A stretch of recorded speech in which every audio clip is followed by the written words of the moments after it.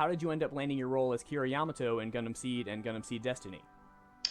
You know what? Same thing. It's the Ocean put out the call, and they've also known us all for a long time, and so I think, and sometimes they'll maybe have us already keyed in on what roles we might want to read for, so then they might suggest a role our way, or just say to my agent, okay, hey, we'd really like Matt to read for Kira as an example, Oh, okay. because if my memory serves me, I never actually did read for say Atherin, right? That's the only guy I ever read for in the original, from when I was, on the show. Whereas maybe Sam, same thing, right? And the other characters, maybe, they said, oh yeah, they kind of sound like maybe they would suit this part better, right? So, Oh, okay. and then other times too, then it's just like, you know what, pick whatever ones you want to read and just make them good. And we hear that a lot. Pick the ones that you think you're best at, and they better be great. All right, and then, like, speaking kind of that, like, what kind of direction were you given when you were voicing Kira? And then was it, like, any different between Seed and Destiny? No, it was, it's I think I believe it was Carl that was directing us on those ones, and he's a great guy, great director. I think that not I don't really find in some respects, unless it's a completely different character, description, or they want a completely different sound, right? Yeah. Then it doesn't really change all that much, because I think obviously, I guess with this, it's still the Gundam series, correct? Yeah. Right? It was just a different, I don't know what would be fair to say, like a different chapter of it, maybe, or a different, Yeah. a different it'd be like a Star Trek, right? It's like it's another installment of say, like Star Trek. Yeah, it would be like, yeah, the same character, just different time kind of thing, yeah. Yeah, yeah. All right, and then you also voiced some of your more prominent characters like Kira and Ortega in various video games, including Gundam Seed Neverending Tomorrow and Dynasty Warriors Gundam 3. Do you think voice acting or the experience of voice acting is any different from video games than it is for shows or movies? Sorry, shows or movie meaning like live action, like a film or a TV series, you mean? Well, Or yeah, or like we still talking you still talking voiceover? both kind of. Are video games any different between voiceover or live action kind of stuff in terms of actually like doing the acting itself?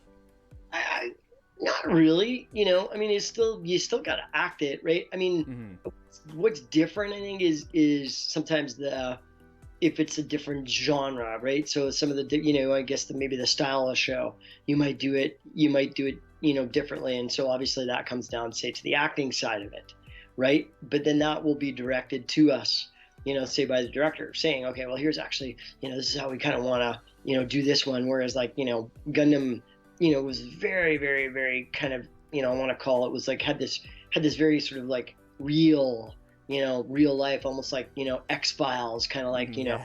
truth is out there, a real live feel to it. Whereas, like, say, well, look at Ed, Edd n Eddy, right? Like, completely different energy around the whole show. Imagine, like, trying to play Ed like this, and playing him all, you know, nobody would believe that it's Ed. It'd be like, Ed going like, Athron is my buddy, I mean, it might be funny, but Yeah, definitely. It definitely takes a lot to play a bunch of different roles. I can understand that, and I can appreciate that too. It's probably a lot of different work, kind of developing two different kinds of voices, or oh, having more definitely. than one kind of voice. Yeah. Oh, for sure. And then some of the guys and gals that I get to work with, that's where I'm blown away. The vocal chops that everybody has. Where they can just flip from one character to another, and it's like completely different. And some of the characters will talk to each other in and it'll be like one line, and then it'll be the very next line, and then I'll go back to the other character, and it's that just was always blows my mind. All right, then the next question, then too. In 2009's Dynasty Warriors Gundam 2, Kira Yamato was added to the series, but for this particular game, you didn't end up voicing him. Instead, your nephew Simon Hill played both Kira and Ortega in your place. And Yes. I had two questions about that. Now, was there any particular reason you weren't able to or chose not to return to your characters? And Uh, did you have any part in helping him land the role? Uh, no, I mean, I think because I'm believing that was the that was the moment where I was off on the Run for One Planet tour. Oh, okay. Yeah, that's what I was And thinking, but I wasn't so, sure. yeah, and Simon and I sound quite a bit alike. So, I know that the producer, he's not the producer, but sorry, the director knows Simon as well. And so, I think they could feel very comfortable that he did from what it sounds like too, I think he did a great job, Yeah, me right? too. Yeah, yeah. So, I mean, I think it helped that obviously, he was like part of my family and stuff like that because obviously we sound alike. But he also knows some of my nuances. So I think he was able to bring that. I've never actually heard his versions of it, but from what I hear, it was like really good. Yeah, it was pretty close to the original. Yeah. And then for any of the games that you've voiced in, have you ever actually had the opportunity to play any of them? If I you say that one more time. Have you ever had the opportunity to play any of the games you've voiced your characters in? Yeah, actually, I did play. I did back in the day. I used to do a cool game like all the Need for Speed series for Oh, EA, and I saw a few of them, and I was like, this is awesome. But and then I also did see some of the what is it? There was a couple snowboarding games that I've done. So I got to play those, and that was fun. The only thing for me is I definitely I'm one of those actors that like hardly ever goes to plays. I hate to say that, not that because I don't. It's not because I don't appreciate them immensely. I just go to rock concerts instead. So oh because yeah, on a side, what do you call it? A side life. I probably would have, continued to be in a band and, do that side of things. But, and I don't play video games. So, mostly because I'm horrible at them. So, Pong is challenging for me. And that's a game back in the 80s, dude. right. And then a few years ago, both Gundam Seed and Gundam Seed Destiny were remastered for Japanese audiences, and just recently it was announced that the remasters were receiving new English dubs with an entirely new voice acting cast. Were you ever approached at all for to reprise your role for Kira in those? Nope. Yeah, I figured not. No. Would, No, I'm would not. I don't even know where they like. I don't even know where they recorded that. yeah, I'm not sure either. I can probably look it up. But yeah, so I was a little I don't know. I'm not really sure too much how I feel about the new casting. I mean, I guess we'll find out how they sound. But in terms of like the shows themselves, with the original Seed and Destiny compared to the new HD remasters, you definitely got to voice the better version because there's some changes in the HD remasters that aren't really too good in my opinion. Oh, really? Yeah. So there's. Mm, Do you remember Nickel at all? Maybe no. not. Yeah. Yeah. So there's like one scene in the original show where Kira kind of reflexively ends up killing Nickel, and it's like this whole big issue where he's like, "I can't believe I killed him," kind of thing. But then the HD remaster, Nickel just kind of runs into a sword because it's like it Oh, flops really? around. They redraw it. Yeah, it's kind of Uh, strange. oh. Yeah, I guess they're um I guess I guess God bless the producers. They're always trying to like, repackage stuff and make it better. Yeah. And then like in the future at all, like if would you ever be interested in returning to any of your Gundam character voices, like Kira Yamato or Ortega or anybody else like that? Would I do it again? Yeah, would you? Well, I mean, if they asked me, sure. Oh, for sure I would. I mean, you're talking to an actor, right? We always want to act. We always want to make, we get paid as well when we act, so it's kind of nice too, Oh you know. yeah, And it's nice too sometimes, playing a character for, like more than say just the first run of it, right? yeah, because you kind of like get to return to it and kind of really feel out the character, and you get a little better understanding. Yeah. Oh yeah. And then outside of the series and games that you've taken part in making, have you ever like watched or played anything else Gundam related? No, I never have. You never have. Nope. I signed a few of the DVDs for fans at conventions. Does that count? Oh yeah, sure, that counts. And then do you have a favorite Gundam character that you personally voiced? It might be a kind of obvious answer, but question anyways. Let's see. Athrun? Oh no. Oh shit. No, sorry, that was Sam. Sorry about that. Take that back. No, I think Kira was kind of my guy. Yeah, Kind of had fun playing Kira. He was so serious. That's what, I just remember, remembering all the times, where I'd be like so close to the mic and I'd be like, Athrun, and I'd give breath at the end. Can you give us your best Atherin yell? Athra! How's that? That's pretty good. Not bad, eh? Do you have a favorite Gundam character that you haven't voiced? Um, yeah, I like the what was that one that it was the gal. She was cool. Um, what's Oh, her which name? in Gundam Seed? Yeah, Like you thinking Kigali or yeah, Lapis Kigali? I like Kigali. Yeah, she was cool. All right. And then do you have a favorite mobile suit at all? Like a favorite Gundam? It can be a Gundam or something that isn't a Gundam. No, that's No. my honest. That's my honest answer. I could BS you, but I'm not gonna. Too many options. There's hundreds of thousands out there. Yeah, I get you. Exactly. Yeah. Yeah. No, because in all honesty, I've on the acting side of it, I just go okay. I spend a lot of time prepping, and getting ready to do my actual say performance and recording. I don't necessarily spend a lot of time watching the stuff. Yeah. I mean, I barely watched any of the stuff that I've ever been in. Even stuff in TV and movies and stuff like that. It's just I don't know. I just I get more joy.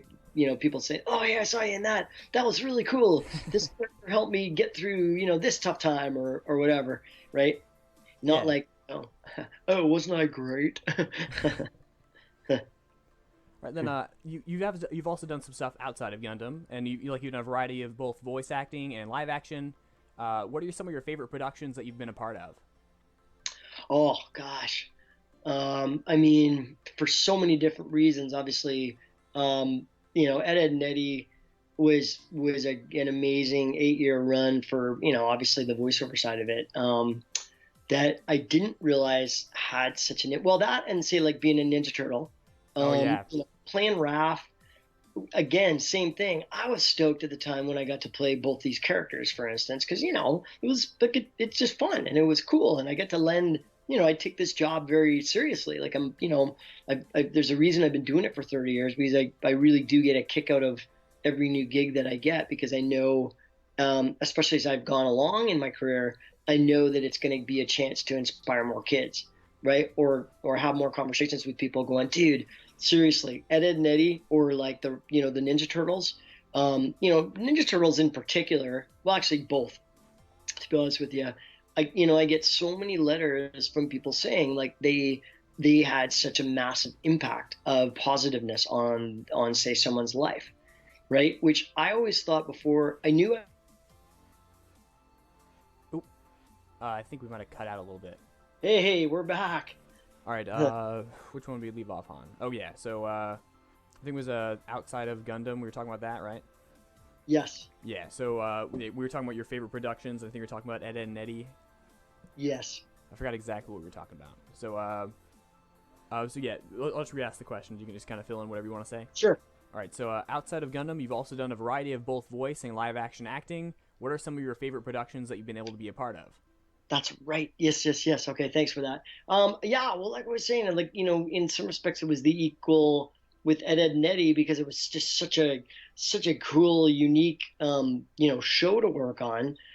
Say from an acting standpoint, and then obviously, say doing the Teenage Mutant Ninja Turtles was pretty cool being part of that franchise. And little did I know that being able to play these characters would then come back in so many ways, so many years later when we went out on the road in North America to run around for a tour that I was part of called Run for One Planet, and it was there where we were meeting like thousands of kids, and they all people would say like, dude, Ed, Ed and Eddie helped me get through a really tough childhood, say some of the teachers, or people going like Raphael made me realize it's okay if like if you feel like you don't fit in, it's okay. You've got like your own personal code of honor, and Yeah. values and stuff, right? That a lot of these cartoons that, I guess in a way I was gifted to lend my voice to and creative sort of, part in the cog, which I was super grateful for, like I was saying, but then really realizing the impact like many years later, right? And even to today, man, I still get emails from from grown up kids now, saying, seriously, man, these cartoons really changed my life and helped me. You see, you hear it time and time again, like getting through, say a tough childhood, or if somebody was bullied at school, they would just come home and watch, endless Ed, Ed, because it made them feel good, it made them laugh, so what like people say thanks to me for doing what I do. I'm like, no, thank you for watching what I get to do, because it's also guaranteed gets me a job, as well as I get to do these characters that I love playing, right?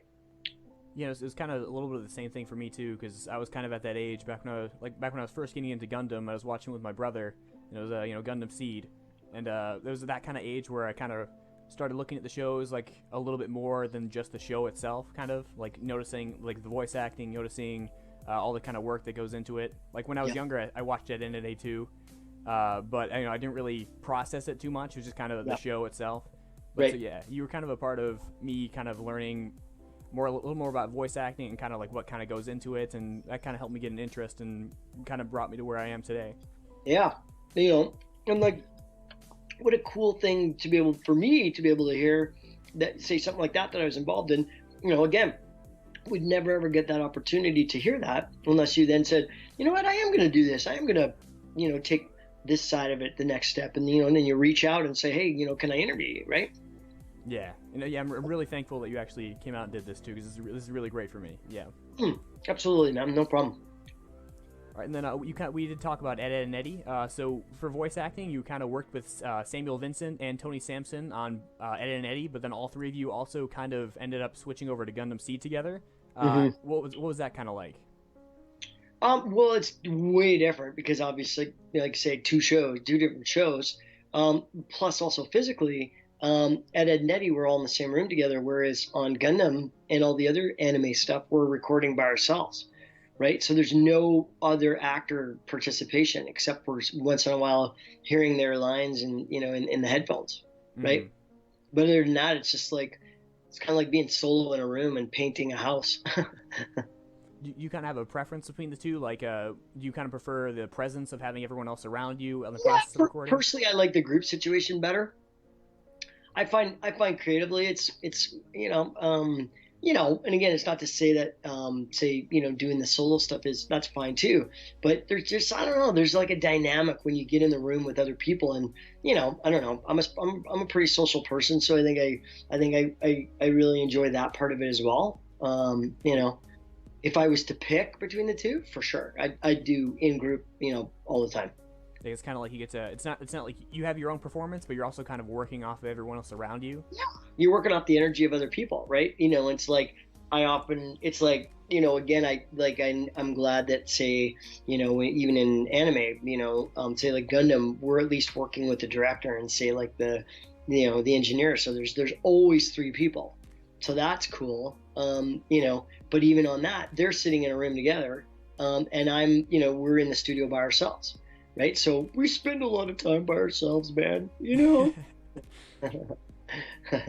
then especially now, even with MP3 auditions, you can like it's funny. I just look back on some of my auditions from last year, and there's like hundreds of dozens and dozens and dozens of groupings of auditions that they're all MP3. So it's like all stuff you've done by yourself, right? Yeah. That you sent to someone else, right? So not necessarily in say the live situation, right? Yeah. It's like a band never going on tour to meet the fans. That's what I think. That's why I really value Working going, together. Yeah. working together, and and then in some respects going to say like animation conventions. I like that as well, because again, it's the human element of going of people sharing their story and going like like saying what was it for them, right? And yeah, I don't know. I just like that. Yeah, you get to kind of feel like I'm you're just making a difference. Yeah. Yeah, big time. Oh, absolutely. If you're not making a difference, then what's the point in doing it? Yeah, and we talked about it a little bit earlier too, but you've also been known for your community involvement, public speaking, and we talked about Run for One Planet, and you kind of Mhm. encouraged and cleaning up the environment, Yeah. and in which you kind of ran around with 420 marathons. Yeah, that's what it troll.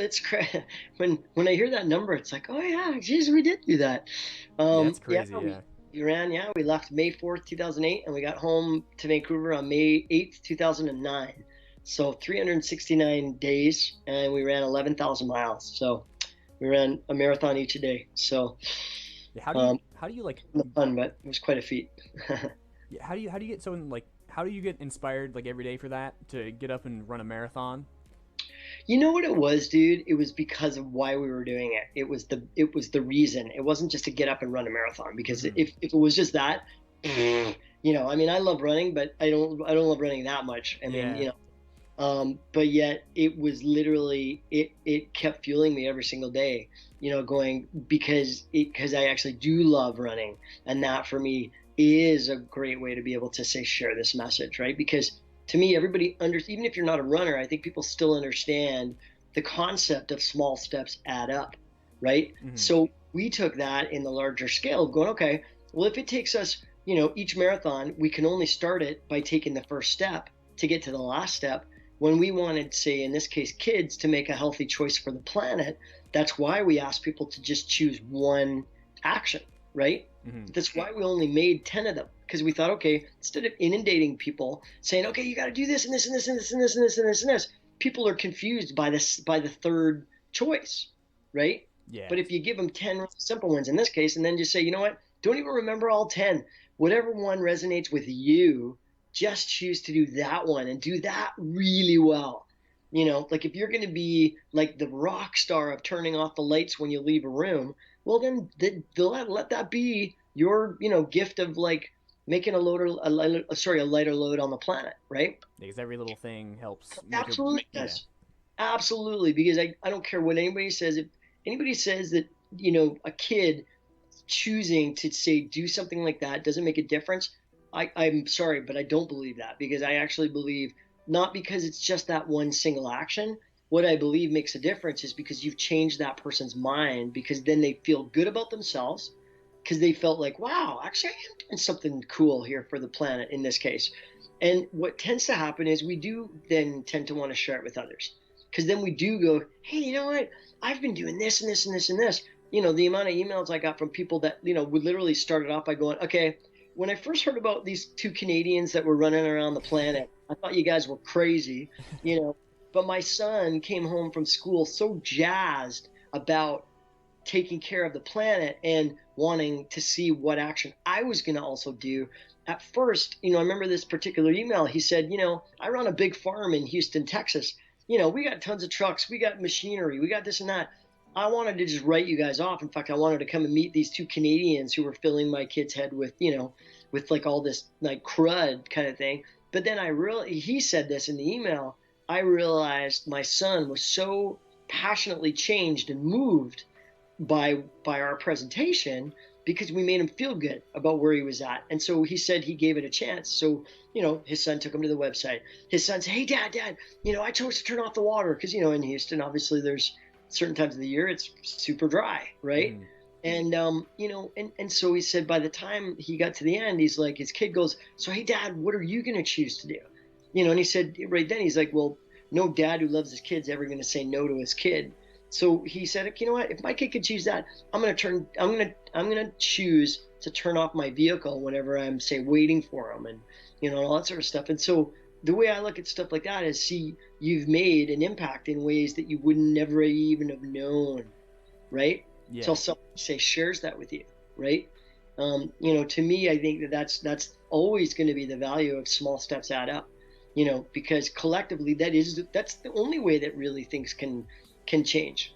Not even it's say environmentally, but it's like, say you start a running program. Okay, you got to start where you are, Mm-hmm. right?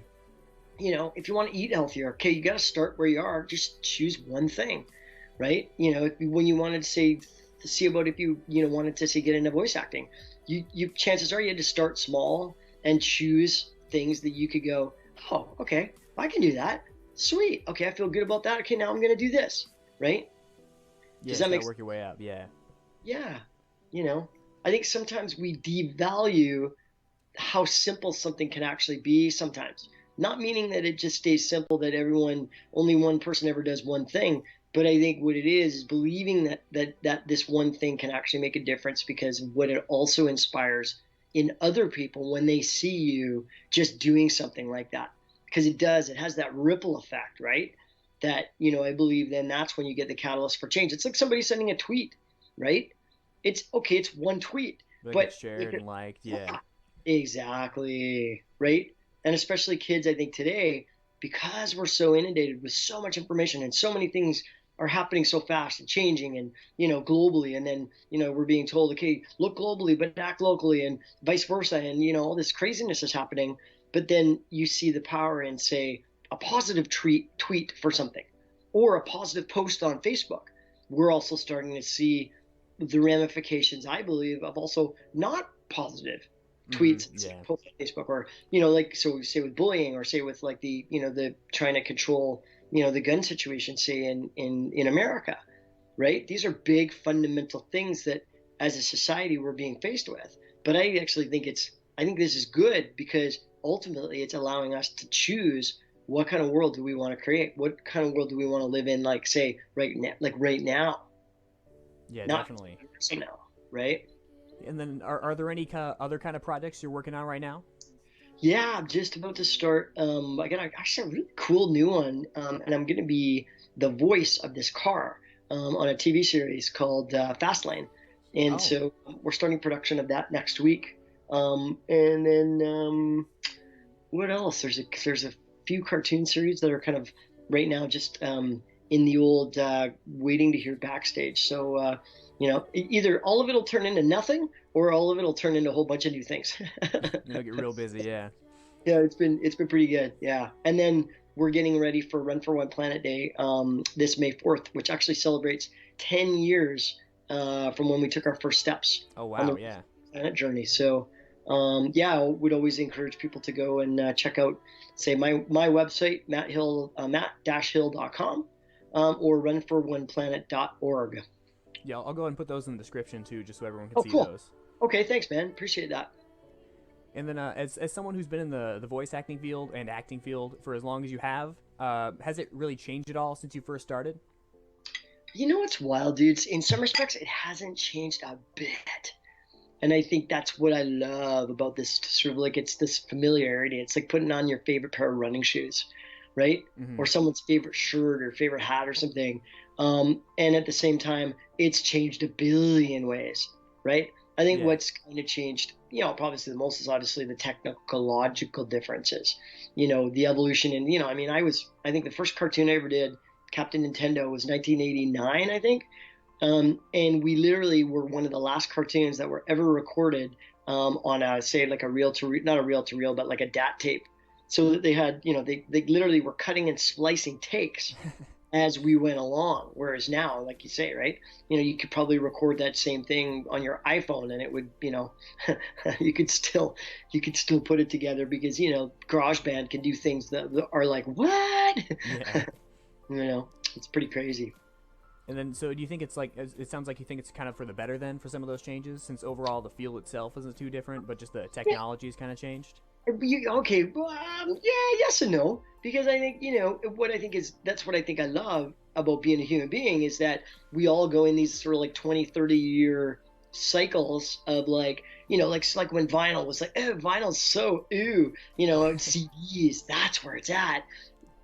But now, what's making a comeback? Vinyl. Why? Because it's such a beautiful sound, and Mm-hmm. it doesn't sound like CDs. And in a way, it's perfect, because you do hear some of the kind of like the flubs, or you do hear, and so I think that, to me, that's the beautiful thing about embracing technology is, and I'm one that didn't readily embrace, say, in this terms, like social media, because I didn't understand it. Because I'm more of an in-person type person. I would talk to like 10,000 people at the side of the road before, as opposed to, say, getting on, say, a Skype call like this, and then, say, trying to tweet my way into 10,000 homes. Mm-hmm. I didn't get the connection point. But what I'm realizing is, if you continue to share your message and you do it authentically, and in this case, I want to, I obviously want to inspire people, it can have as big a reach as if I was, say, in a stadium, but I can do it in the click of a button, right? Yeah. I think that, to me, what's the word, not the caveat, but like the asterisk that I would put beside that is, it's like anything, you never, it's like when people say, oh well, man, this thing trended and look at how popular it got, and this person's 6-second videos, now she's like a superstar, and she got a massive recording contract, for instance, and she had the courage to share, but she recorded it all in, say like in her basement, right? Mm-hmm. That's the power of social media, let's say, in this respect, and say technology then has that ability for all of us to contribute, right? um and so that's brand new, where I think now where we're trying to always do, and to me that's where I say the asterisk is, I believe it's always good to have a beautiful little solid footing on where we're going and what we want to create, so allowing new stuff, and also gently keeping a nice blanket of familiarity around things that are classic, things that actually have also allowed our path to get to where we are. Yeah. Because then that's also including everything in it. Because one didn't happen without the other. It's like the Exactly. chicken and the egg, right? It's people debate it. It's like you talk about politics or whatever. It's like, and I'm not going to talk politics, but you know what I mean? Like it gets to this massive like division before you know it. It's just like, no, it's not. It's just called two different opinions. But for some reason, it then gets escalated and escalated and escalated to the point where that's almost like you know what I mean? You know what I'm getting at, Yeah, right? yeah. So but we'll figure it out. We're human beings. We're smart. It's I definitely choose to live on that side of the fence a lot more, for sure. I think that's why I chose to go and do, say, the Run for One Planet when I did. I think it's why I keep choosing, say, to be an actor the way that I am, because I know that every time, like I said, every time I get a new show, I know I'm getting the opportunity to authentically, say, inspire a new generation of kids. Or if people have been watching the shows I get to do for a long time, they're like, hey, there's that Matt Hill guy again, sweet, you know. And then same thing like with the Run for One Planet, right? It's now it was a passionate thing that I feel I was my contribution, and continues to be my contribution to, say, being a human being, whatever billion number I am. But that's my unique way. I believe that, say, God gave me a set of legs and some feet that just, seems to just keep going. And so, that's where I feel very passionate to continue to do that. That's because I don't know, like I just feel like life goes by so fast. So it's like, contribute and enjoy your life, and also know that, no matter what it is that we choose to do, that's awesome. And everybody deserves to be able to contribute in their own personal, unique way, right? Yeah. Yeah, You know, that not makes perfect everybody's sense. going to Yeah. run and be the president, right? Not everybody has to run around North America. Not everybody has to be, say, a huge actor or a huge whatever. But yet we can all contribute as if we've been an astronaut. We can all contribute, and if that's even if you choose, to be the best gas jockey, the Arco station has ever had, then that's a heck of a contribution, because you know that you're being a good person to all the people that come in and want to talk to you every day. Do you know what I mean? Yeah. It's that's what I think. I partly what I really liked about being on the road for a year on the Run for One Planet tour was getting to meet all these people from all these different walks of life, right? And in a way realizing, man, we're not all that different. I mean, yes. Whereabouts in the States do you live? What was that? Sorry. Where do Missed you out. live again? I'm in Wisconsin in Oh, U.S. Yeah. Oh, okay. So yeah. So Wisconsin, it's like, we're not that different. I mean, you guys, I think maybe have a little bit, maybe a bit more cheese, and maybe more cows. Just saying. But at the same time, we all eat cheese. We all know what a cow is. We all speak the same language, right? Yeah. There's Yeah. people all over the world. They're all a little bit different, but they're all still people. Yeah. Yeah. Absolutely. And I think the older I get, it's funny because I just hit my 50th year, which is in a way, it's such a wild number, because it's like, what? How did, like, say in this case, how did 25 years just go by? You Mm-hmm. know, but yet I realize how much life experience and things have also gone under my feet, and the miles that I've been able to go. as I now. That's why I'm so stoked to actually have this. Like, I don't know. People call it a milestone, but you know what I mean? It's like I'm stoked that it's this number Mm-hmm. because, anyways, I feel like I'm just getting started, right? Yeah. But yet, with the wisdom, hopefully, the wisdom, I knock on wood. Hopefully, I've learned something. Yeah. But it's yeah, I just want to keep contributing, and sharing with people, man. So, like I say, thanks for reaching out to me because, like I say, it's another opportunity. Yeah. And then that's all the questions I kind of had for you. But is Cool. there anything else you think you want to say at the end? Good Or, luck to you, my friend. And, thank you. Like I said, say yes to your dream and, know that, you and also all your listeners, their life, yeah, like you belong. We all belong here. We're all here. This isn't an accident, right? yeah. So I think in a way, make it a great ride for ourselves and also for those around us, because I think that if we can always sort of like um, make the world a better place by, being, I don't know, just embracing what it is that lives inside our hearts, Yeah. right? Because then that's authentic living, right? Because I also believe then that's where we do contribute the best, Is right? when you're doing what you're passionate about. Yeah. Yeah, absolutely. And know that you do make a difference, and your life totally matters. And I think in a sea of craziness, we're all just wanting the same thing. We all want shelter, food, love, respect, honor, and a good laugh every once in a while, right? Yeah. So hope that helped. Oh yeah, it definitely did. Yes. Cool. Yeah, so thank you for being Oh, here. Thank you for taking yeah. your time Thank and you. contributing and doing all your work for the planet, all your work for Thank you. everybody in the world, and Thank you. inspiring myself and a lot of other people to kind of go and follow through with their dreams, that kind of stuff. Yeah. Yeah. Well, my pleasure. And like I say, thank you for reaching out as well, because you never know where your steps are going to take you now, right? Keep me posted, dude. All right, we'll do. Okay, buddy. Yeah. Thanks again. Okay, take care. You too. Happy Easter. Thank you for watching the first official Gundam HQ interview. Matt Hill was a great guest, and I'm grateful he gave me this opportunity. In the future, I intend on doing more interviews with various other Gundam personalities, so keep a lookout for those. And just a reminder as always about the Gundam HQ Discord server. If you're a fan of anything Gundam related, this might just be the place for you.